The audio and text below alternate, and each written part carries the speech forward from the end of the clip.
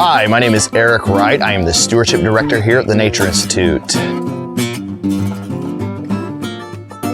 So stewardship is not a very common word that I hear out in the world today, so I always like to explain that basically it just means that you're taking care of something. So as the Stewardship Director of the Nature Institute, we take care of the nature preserves we own. We also take care of the roads, the buildings, and even all the grass that we have to cut along the way. So we use a combination of methods, a whole suite of them, let it be. We run a lot of chainsaws and brush cutters. We use our tractor a lot, where we have the brush hog on the back. We do have to use a certain amount of herbicide because you gotta kill these plants somehow. So we might be using a chainsaw to cut down a bush honeysuckle, and then we use a little hand sprayer to treat the stump to make sure that bush honeysuckle doesn't come back. Or we might actually just have a backpack sprayer full of herbicide where we're walking around, we're finding honeysuckle, we're making sure we just spray only that honeysuckle, and that will kill that plant too. So kind of based on the size of the plant and what plant you're dealing with, we're using different equipment and different herbicides to eliminate the bad plants so we can help the good plants. So the biggest challenge out here is we have a lot of acres, and there's not an acre on this property that does not have some sort of invasive species on it.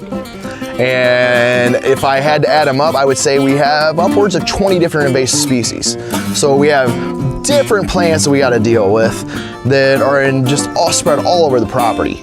So it's a lot of boots on the ground work. We have to travel and revisit every part of the preserve every year to get rid of all the bad stuff, because if you don't get rid of it everywhere, it's just going to come back in.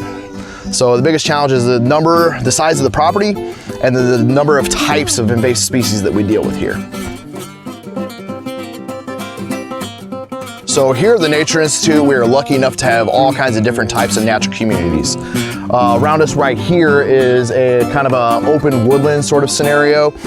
When you get a little deeper into the woods, it's more of a closed canopy forest. And then we also have a couple hill prairies, or even our restored prairies.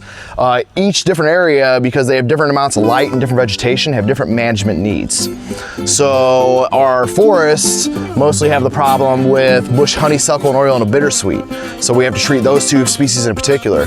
Where our prairies, we deal with a different set of species such as Johnson grass, thistle, and even like Sericea lespedeza. So one of our primary responsibilities is to eliminate the invasive species so that our native vegetation can come back.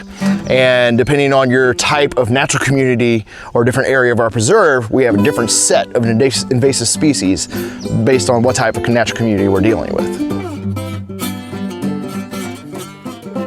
So our plans change because our workflow is basically dictated by the different plants that we're trying to either help or to kill off to give the advantage to other plants.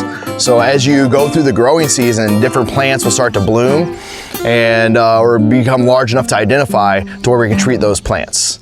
So right now we're currently treating bush honeysuckle, but we're getting ready to shift into treating Japanese hops. We've already been treating Sericea lespedeza, but then another one that's coming up is we have a beefsteak plant problem, and that one's it's getting big enough now to where we can identify it, and therefore we can treat it to get rid of it to help our native plants that are more desirable.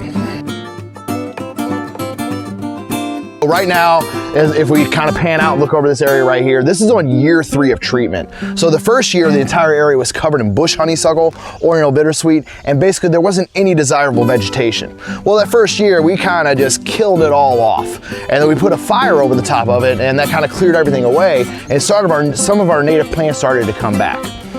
So last year, we did a follow-up treatment where we didn't kill all the invasive species in the first round, so we went through and treated it again. And basically it's just, you're never gonna get 100% kill, but we wanna get there eventually. So now we're on year 3 and it looks pretty clean. There's still some stuff where we're gonna kind of walk around, do a little spot spraying to clean up the last remnants of the invasive species, but it's looking more like I want it to be.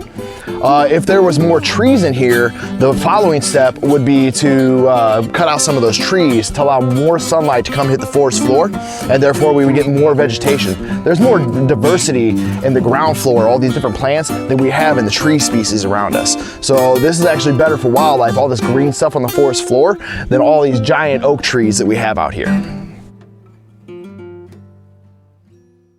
We are looking at it all around us. I don't know if anybody's noticed that the trails have changed over the last couple years, but just looking off to the side, we've been able to get rid of a lot of the honeysuckle and a lot of the bittersweet so far. And as we progress with our plan and our stewardship and our management, it's going to continue to get better. You should be able to just see more wildflowers and see deeper into the forest. And ultimately, we're going to have more biodiversity, and then we're also going to have, it's going to be better aesthetically, and our trees are going to be healthier. So getting rid of these invasive species is going along very well. We're very happy with our progress there, but it's not a complete job yet. So step one, if you're looking to manage your property at home, is just to learn your basic plant identification. So you don't know if you have good or bad until you know what you have. There's all kinds of great resources online. There's apps for your phone where you can start to identify and learn how to identify different plants. And then once you figure out what you have, then you can start moving towards, do you want to get rid of some plants or do you want to add some plants? But step one is always going to be identify what you have on your property and start from there.